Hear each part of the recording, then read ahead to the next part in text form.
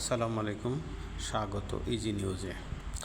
জুলাই সনদ বাস্তবায়নে বিএনপি এবং জামাত মুখোমুখি অবস্থানে।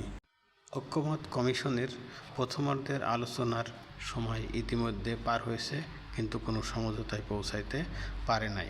সমঝোতা আসার জন্য অন্যান্য রাজনৈতিক দল যেমন এবি পার্টি, এনসিপি এবং গণসংহতি ও গণ অধিকার পরিষদ সহ আরও কয়েকটি দল সময় বাড়ানোর আবেদন করেছেন সমঝোতায় পৌঁছানোর জন্য।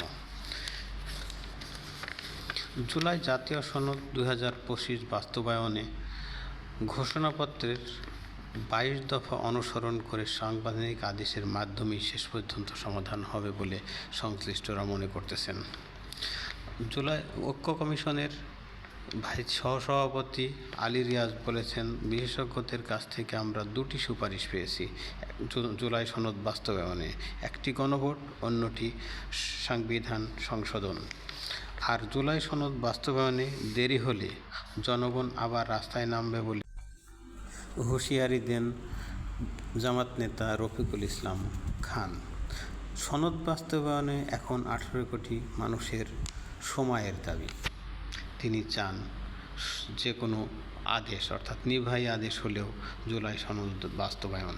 আর বিএনপির স্থায়ী কমিটির সদস্য আমির খসরু মোহাম্মদ বলেছেন, জাতীয় ঐক্যমত্য কমিশনের সাথে আলোচনার মাধ্যমেই কোনো রাজনৈতিক কর্মসূচি দেওয়া মানে আলোচনার টেবিলকে অসম্মান করা।